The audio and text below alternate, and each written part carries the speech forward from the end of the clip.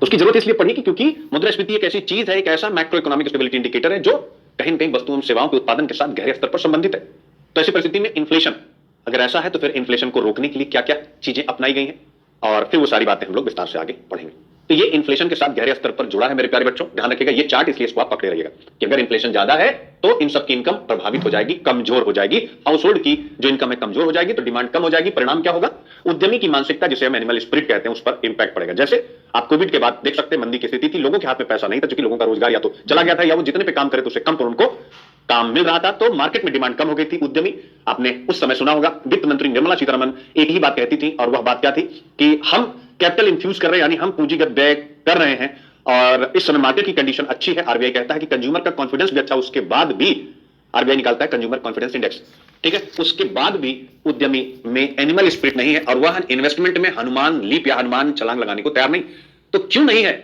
यानी वो कह रही है कि भैया सरकार खूब पैसा कर रही है, सरकार सारे सहयोग कर रही है, सभी प्रकार के टैक्स मोराटोरियम, बहुत सी सुविधाएं दी गई हैं, यानी टैक्स को आप ब्रेक में जमा कर सकते हैं, मोराटोरियम दिया गया है, यानी इसके अलावा बहुत सी क्रेडिट गारंटी भी दी गई है, ठीक है, उस और प्रधानमंत्री का जो प्रोत्साहन पैकेज वो सब था। लेकिन तब भी ये इन्वेस्टमेंट क्यों नहीं कर रहे थे? इस पॉइंट को कभी आपने सोचा?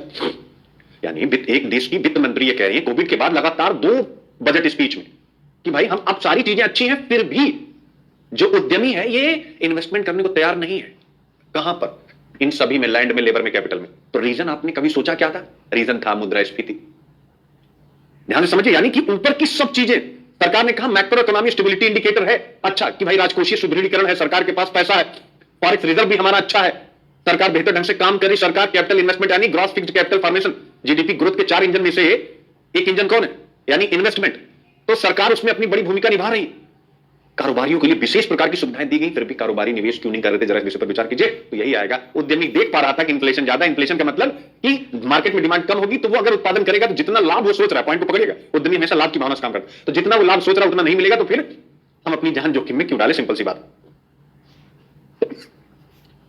6 बजे क्लास इसीलिए आगे बढ़ गई थी क्योंकि क्या होता है हमारे देश में जो पूंजी है उसका आधार क्या होता है? आप कहेंगे सर एक बैंकिंग होता है, दूसरा इन्वेस्टमेंट जो आता है, चाहे देश के अंदर के जो बिजनेसमैन है वो इन्वेस्टमेंट करें या देश के बाहर से जो एफडीआई वगैरह आता है वो इन्वेस्टमेंट करें, दोनों चीजें आपके दिमाग में आएंगी। कैपिटल, तो पूंजी की स्थिति क्या है? अगर मुद्रास्फीति है तो क्या लोग सेविंग कर पाएंगे? आप मुझे बताएं। आप कहेंगे सर करेंगे, लेकिन जितना वो पहले करे तो उतना नहीं कर पाएंगे, कुछ वर्ग ऐसा होगा जो सेविंग नहीं कर पाएगा क्योंकि उसकी स्थिति कमजोर रहेगी। तो बचत पर अगर इंपैक्ट पड़ रहा है, बचत नहीं है, तो बैंकों में जो डिपॉजिट होती है, बैंक काम कैसे करता है? लोग जब वहां जमा करते हैं वो उसी को किसी को देता है और उसी प्रक्रिया में बैंकिंग की प्रोसेस चलती है। तो स्वाभाविक कैपिटल पर भी मुद्रास्फीति का एक नकारात्मक प्रभाव पड़ेगा। और जब कैपिटल, मैंने पहले बताया कि इन चारों में से कोई सा भी एक पिलर कमजोर है, 2 पिलर या 3 या 4, तो वो सब पर इंपैक्ट डालते हैं, तो पूंजी की भी स्थिति कमजोर हो जाएगी। सिंपल सी बात है। अब इसके बाद आता है लेबर। अब जब लाभ दिख ही नहीं रहा उद्यमी को, तो जब वो कोई फैक्ट्री चला रहा है या आगे कोई लगाएगा, तो जितने लोग, यानी 100 लोगों को रोजगार की आवश्यकता होगी, 50 से काम चलाएगा तो 50 लोग बेरोजगार हो गए, प्लस 100 में भी वो एक समझौता करेंगे भाई तुम्हारी सैलरी अभी हम कम कर रहे हैं। उस पॉइंट ऑफ टाइम जब इकोनॉमी में कंडीशन अच्छी नहीं है, तो लेबर को जो वेतन मिलता है इसमें भी एक बहुत बड़ा डिक्लाइन देखने को मिलेगा, जॉब लॉस के रूप में। उसके साथ साथ जिनके पास जॉब है, कुछ को छोड़कर के अन्य की सैलरी कटौती में, याद रखिएगा। और स्वाभाविक है अगर ऐसी स्थिति है तो कच्चा माल की मांग भी कम हो जाएगी। जब उत्पादन ही फैक्ट्रियों में कम हो रहा है तो कच्चा माल की मांग भी कम होगी, भूमि की मांग कम हो गई, और जब ये चारों घट गई तो आप देख सकते हैं, यानी जो नेशनल इनकम, रेंट भी घटा, वेतन भी घटा, ब्याज भी और लाभ भी, और फिर क्या हुआ? यानी इकोनॉमी एक प्रकार से मंदी की तरफ बढ़ रही है। एक ट्रेड साइकिल जो होता है ये आपको ध्यान से समझना। और फिर जैसे ही ये स्थिति बनती है वैसे ही मॉनेटरी पॉलिसी कमेटी हमारे सामने निकल करके आती है, और फिर मॉनेटरी पॉलिसी कमेटी ढेर सारे उपाय करती है जो आप लोग विस्तार से पढ़ चुके। तो ये यानी हम, inflation is taxation without legislation, ये कभी भी मेंस में आ सकता है, यानी बिना कानून का कर है ये, बिना कानून का कर। जैसे अगर आपके ऊपर इनकम टैक्स वसूला जा रहा है तो इनकम टैक्स एक्ट है, यानी आयकर अधिनियम है, यानी संसद के कानून के द्वारा आपके ऊपर कर या टैक्स लगाया जा रहा है, आपको ध्यान से समझना, ठीक है।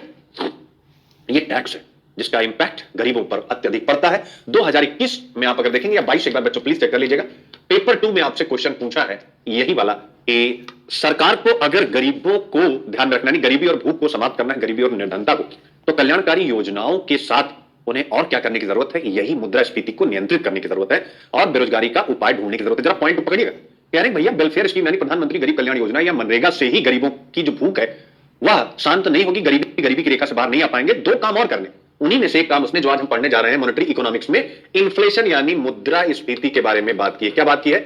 मुद्रास्फीति के बारे में बात की। भाई पहले मुद्रास्फीति को नियंत्रित कीजिए। अब आप समझ गए होंगे मुद्रास्फीति को नियंत्रित क्यों और कितनी महत्वपूर्ण चीज है। जैसा आपको बताया गया कि भाई लोगों की क्रय शक्ति कम हो जाती, तो जो गरीब है अगर मान लीजिए सब्जी महंगी हो गई, खाना महंगा हो गया, थाली में जितने आइटम्स हो सकते हैं गरीबों की वो महंगी हो गई, तो गरीबों की इनकम तो 100 रुपया, इनकम तो बढ़ी नहीं। अभी तक वो 100 रुपए में थाली खरीद ले रहे थे, यानी पूरे परिवार के भोजन को मैंने एक थाली कहा, एक थाली वो खरीद ले रहे थे, 100 रुपए उनके पास था, जितना उन्होंने कमाया 300 रुपए मान लीजिए मनरेगा में, और ठीक है 15 रोज का रोजगार है, तो मान लीजिए कि 100 रुपया उनके पास अन्य कार्यों से बचा और उसमें उनके परिवार का खाना पानी हो जा रहा था फेयर प्राइस शॉप वगैरह से, उचित जो राशन की उचित कीमत वाली राशन की जो दुकान है वहां से, ठीक है। लेकिन अब क्या हो गया, 100 रुपए में उनकी थाली नहीं आ रही, महंगी आ रही है। अब वो क्या करे, या तो एक परिवार का कोई सदस्य थोड़ा कम खाएगा, या 5 के 5 है तो पांचों थोड़ा थोड़ा कम खाएंगे, और यह स्थिति हिंदुस्तान में व्यापक स्तर पर है, आप ध्यान से समझिएगा इस चीज को। तो ये क्या है, या एक टैक्सेशन है। तो ऐसे में मुख्य परीक्षा में भी आपसे पूछ रहा है, तो आपको ये कॉन्सेप्ट, अब मुझे आप बताओ किस किताब में लिखा हुआ है कि अगर गरीबी को समाप्त करना है तो आपको इन्फ्लेशन को कंट्रोल करना है, आपको यानी ऐसा पूरा कॉन्सेप्ट नहीं समझाएगा, नहीं तो आपको सोचना है, और सोचने के लिए जो फ्लो चार्ट मैंने स्टार्टिंग में बनाया वो आपकी बड़ी मदद करेंगे। तो प्रीलिम्स में भी